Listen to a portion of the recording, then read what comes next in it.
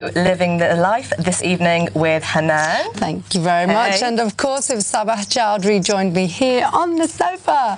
Welcome to tonight's show. We have some fantastic stories to share with you today from our sofa right here, from around the world, actually. And plus, we have some great guests who will be here with us to talk about their work in the community.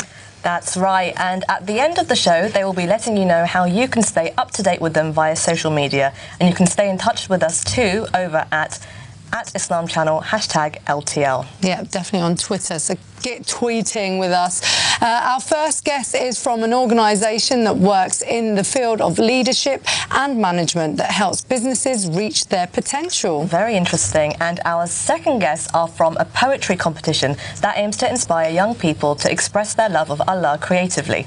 I look forward to hearing more about that. But before we introduce our guests who are in the green room currently, it's time to share our stories from around the world, but right here on the sofa. So Sabah, what story do you have for us today? So I'm taking us to the highlands in Ngorongoro. I hope that I've pronounced that properly, in Tanzania. See, told you we're going around the world. There you go. Where a collection of dome-shaped rooms have been built on top of trees in the jungle. Now, each dome is basically perched really high up, so you get to properly immerse yourself in the canopy's wildlife and in the jungle. But what makes this place really special is that it's got king-size beds inside, huge kind of floor-to-ceiling windows, fireplaces, a library, and it's got cozy blankets for the people to kind of snuggle up with. That sounds amazing. I know, and all of this with an amazing view of the sky. Sounds pretty snazzy. I've not heard of anything like that before. No, I haven't either. Oh my God, yeah. I want to go. Get to Tanzania, everyone. Yes, I think that's going to have to go on my bucket list of places to go. Well, my story is about food. Of course. Right, so if you remember, there was a fancy dessert trend, and it was on Instagram, and it was really kind of on Instagram, and it was like a giant water droplet, but we'll call it a cake. It was a cake with some suspicion, actually, because it was more kind of like a clear, flavoured, free jelly, just like a tasteless jelly, but it was called a cake.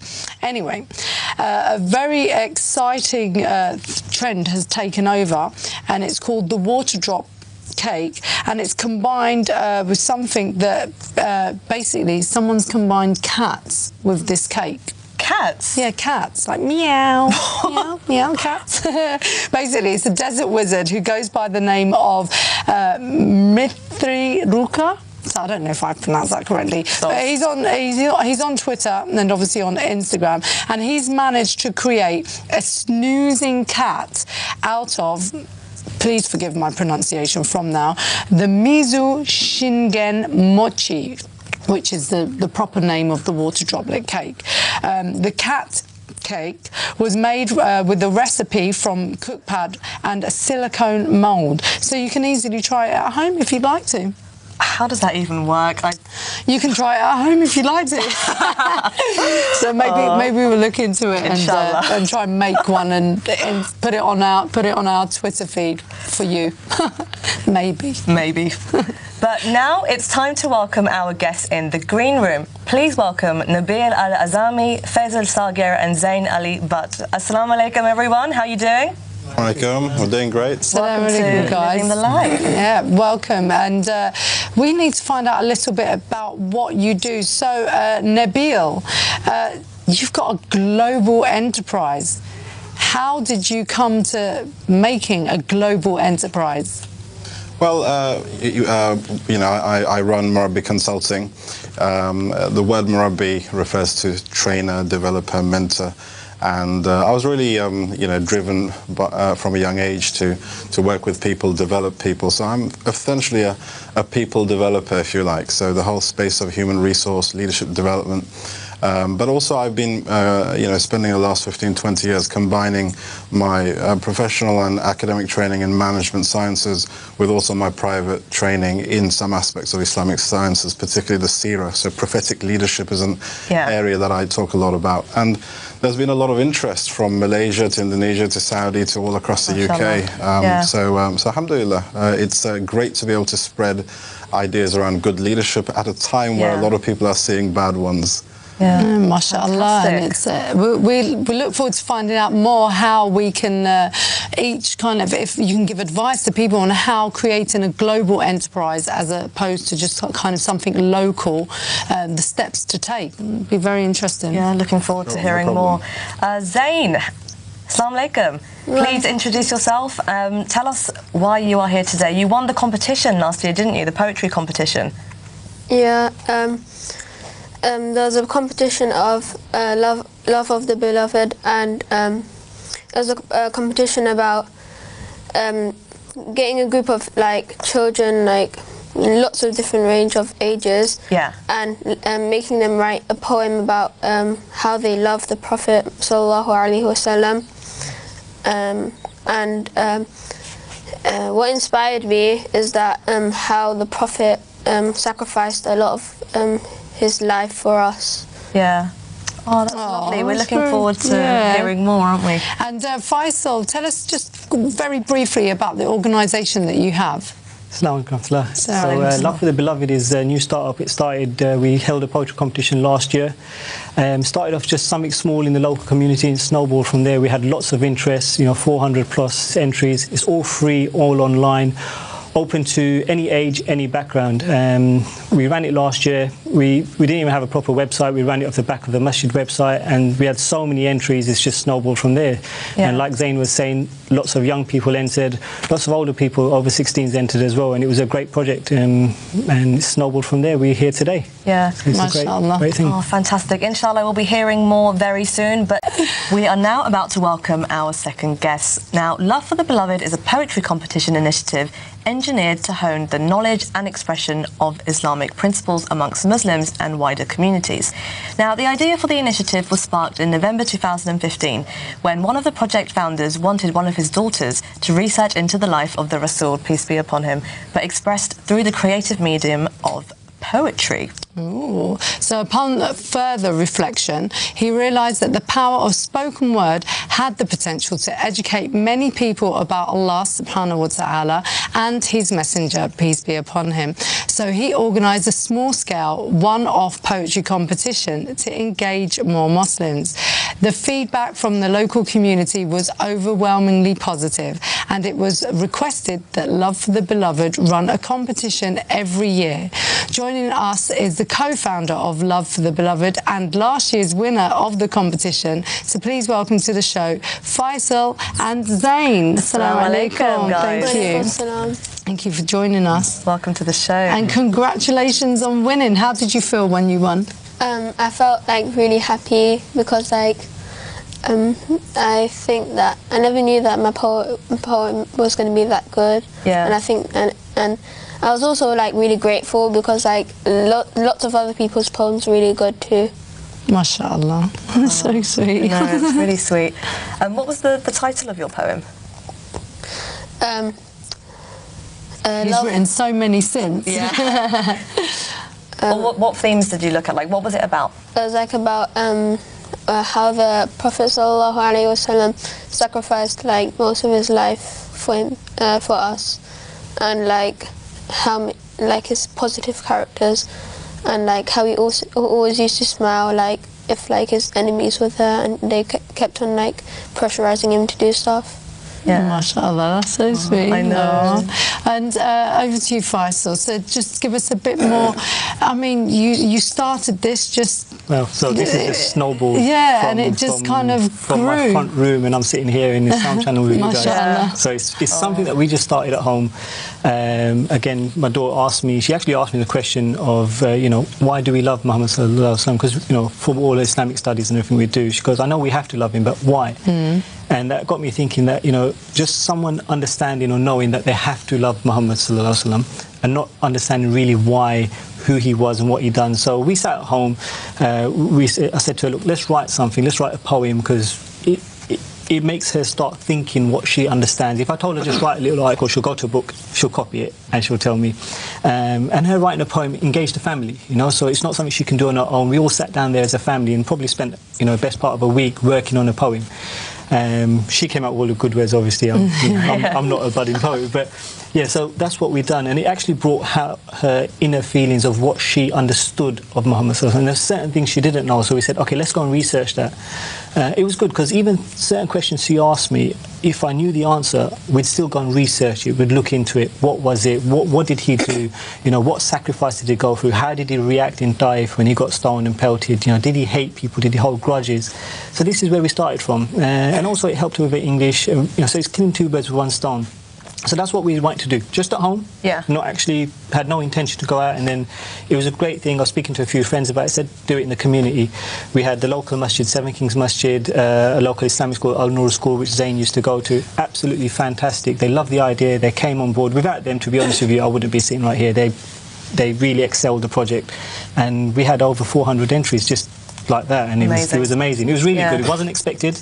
It was really good. It just happened. Yeah, it just happened. You don't come from a spoken word or poetry background? Not at all. Not at all. I'm hoping you're not going to ask me to try and put a few lines together, because it ain't going to happen. So. We've got a freestyle range for you. Yeah, no, it's not going to happen. I'll probably put yo-yo everywhere. So there was no poetry. I mean, this was something. How did you come up with the idea of poetry for your daughter? What made you? So what I wanted to do, so it wasn't necessarily just poetry.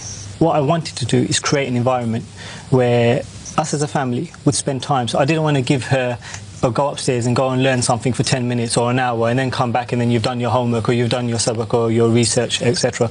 We want to actually engage the family, and I thought this is something that's lacking in our families today.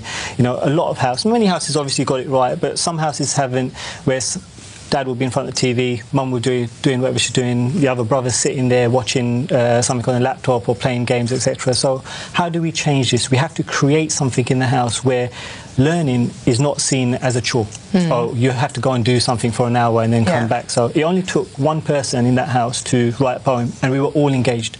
Even grandparents, when they came around, or what are you doing, or what do you think?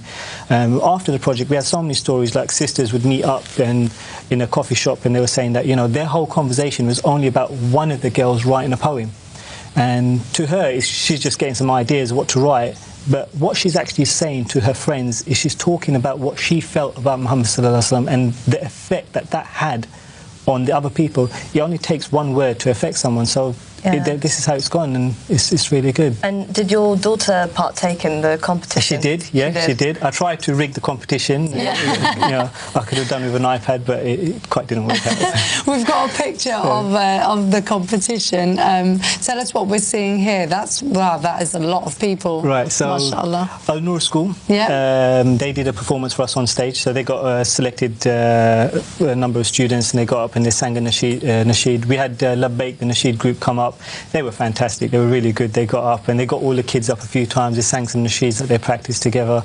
So the event, the poetry competition wasn't at an event. It was all online and all free. So you don't have to pay to enter. You don't have to go nowhere. You could do it sitting in your front room over a week, over 2 weeks, over a day.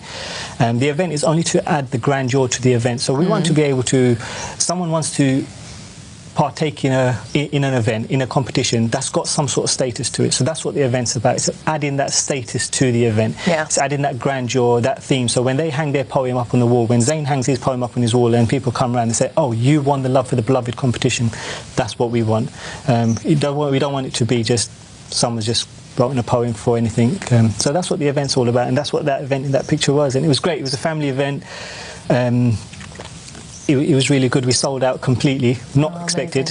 I was really stressing, thinking, how are we going to get? Are we going to sell tickets? Are we not? And last minute, we were completely sold out, and it was fantastic. It was great. Tell us a bit about the upcoming competition. Right, so the upcoming competition is, the theme again is now on love for Allah subhanahu wa ta'ala. So last year we done love for Muhammad sallallahu alaihi wasallam. So this year we're going to do on love for Allah subhanahu wa ta'ala. And same thing, just why do we love Allah? Who is Allah to you? What does He mean to you? Not even for just Muslims, even a non-Muslim. So I had a couple of people ask me, oh, they caught wind of the competition, is this only open to Muslims? No, open to anybody. So the majority of people we're attracting obviously is Muslims, but if a non-Muslim wants to write in, it's brilliant, because what is their understanding of why a Muslim loves Allah? It's not about your love for Allah, it's about love for Allah. Yeah. So if a non-Muslim says, why do you love Allah? They look into it, they research it, write a poem, fantastic. Yeah. Great. We've got a picture of the flyer, I believe, as well. Yeah, so that's this year's poster, which took a lot of deliberation, but we got there in the end. We added a few extra judges this year because we're expecting quite a few more entries. So hopefully, inshallah, it's gone live today. So anybody wants to write in, go to LoveForTheBeloved.com, hit that submit button and send your poem in. So how do you think about the themes? Does it take like a lot of you to kind of sit in a room and discuss, or is it just... so like last year, when we started this project, we only started on Muhammad Sallallahu Alaihi Wasallam because we weren't intending on going forward doing different themes. Had we started, I would have done love for Allah before, because before anything comes Allah. However, we started with love for Muhammad Sallallahu Alaihi Wasallam, so I think the next step would be only to start again with Allah subhanahu wa ta'ala, because that's where everything begins. So we started with him. SubhanAllah, maybe to give you some idea of themes, maybe speaking with Nabil, he could give you some insight and inspiration. I was actually listening to Nabil speak, and it's amazing that he's here, because one thing we're trying to create is leaders for tomorrow's future.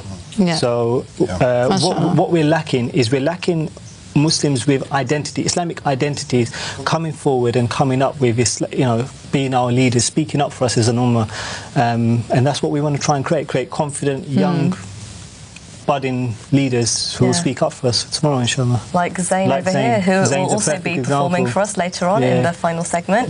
But before that, we are off for another quick break. Welcome back to Living the Life. We have been chatting to Love for the Beloved about their poetry competition. Stay tuned, because we will also be reminding you how you can enter and take part in the competition. Yes, but now it's time to round up with our guests. So we have the wonderful Zayn, who won the competition last year. Zayn, are you going to enter the competition, the next competition? Yes, I think so. And have you thought about what you're going to write? Not really, but Allah has a lot of information, and if I'm to write a poem on it, it's going to be really long. MashaAllah. So you've already planned that it's going to be long. Yeah. Was your last one quite short? Yeah, it was quite short. MashaAllah. Okay, Nabil, are you much of a poet? No, I'm quite a poet, but of course the tradition of poetry does, exist very strongly in Islamic history and in the time of the Prophet. And when the Prophet ﷺ came with his amazing message, a lot of people thought it was poetry. They didn't know because the language of the Quran is so beautiful, and of course it was better than any poetry that was there at the time as well. So it's great to see this initiative. I know we talked about leadership earlier, and it's great to see the brother providing this is community leadership. This is how you take initiative and leverage the power of our faith and the inspiration of the great leader, Prophet Muhammad ﷺ, to inspire a community to better themselves. So that's great to see. Which is exactly what Morabi does. Yeah, absolutely. I mean, we try to build capacity, we try and inspire people, and actually within our values and our ethos, we talk about community development quite a lot, and the idea of giving back. You've got more and more Muslims who are, coming out of Oxbridge, working in City and elsewhere, and I always remind them to say that don't forget your community, give back, make a difference. We're not here just to self-serve. So it's important for us to not only succeed personally, but see success as a communal kind of goal, that we try and succeed together. MashaAllah. And Faisal, so you were telling us that you've got the upcoming competition, but you have 3 different age groups. That's right. So the upcoming competition is on Love for Allah. You can enter it going on the website www.loveforthebeloved.com. Find us on Facebook, Twitter at LoveForTheBeloved. But like last year, it's not fair to write a 6-year-old's poem compared to a 16-year-old's or even a 25-year-old. So we have 3 different categories. We're going to keep the same categories this year. So 6 to 10, which is what category that Zayn won last year. Then we have 11 to 15 and 16 plus. So, which means us. Last year it was actually the oldest category was won by a doctor based in Liverpool, and her poem was fantastic. It was really good. You can read all the winning poems on our website under the previous projects. You'll see their names. Just click on the name and their poem will pop up. So you can read them all. But 16 plus, some 16-year-olds can write really well. So a lot better than, well, I'm 30 plus, they can write a lot better than me. So that's why we've done 16 plus. Do you find that the younger they are, the more creative they are, or is it a mix? No, it was a mix. Now, Yeah. I wasn't judging any of the poems. Okay. I can't, I'm far from being able to judge a poem, but I did read all the poems as they came in. And the poems that I read, they varied so much, and there was a lot of passion. And that's what poetry does. It brings out your passion, isn't it? So there was a lot of passion. You can tell this is what people are actually feeling rather than that's what they've learned. And it varied right from the oldest to the youngest. And we had somebody who was 40 plus writing a poem as well. So it was great. Mashallah. Yeah. It was great. Oh, fantastic. That's good. And Nabil, if our viewers want to get in touch or know more about Marabi, how can they do that? Yeah, they simply come on to marabi.com or look up Marabi Consulting on Facebook, and there's always good old Google. You can find us. Good old Google. We're very keen to help the communities develop in whatever pursuit they want to do, and this is a great project that we've just heard about today. So definitely we can help people build the skills and confidence to pursue whatever dream and goal they've got. Do you have any workshops coming up where it's like open to the public? Yeah, we recently just ran a leadership program. I think we're running, in fact, an online 6-week leadership program which is certified by the world's first leadership professor, John Adair. So that's going to be in the new year. So you can look that up as well on our website.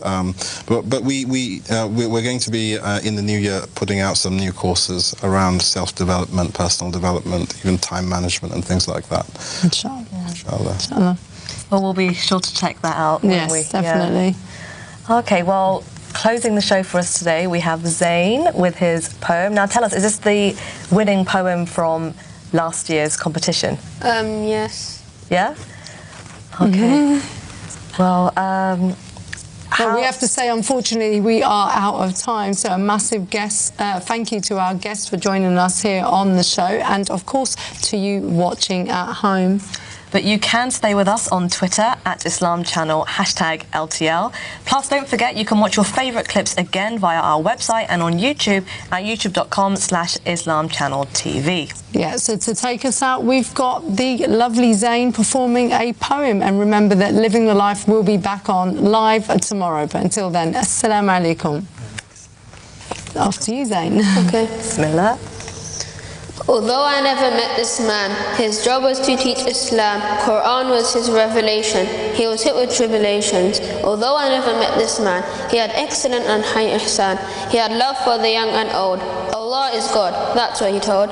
He was known for his honesty and passionate and love and empathy. His courage he had to give at Badr, Uhud and Ta'if. Everybody loved his face. He was a gift to the human race. His words were in gentle speech. He only came to preach. He always used to smile, even when he was in trials. He was very just and kind, a pure sign for mankind. Although I never met this man, I tried to learn the Quran and do my up-level best to do what... Living the love.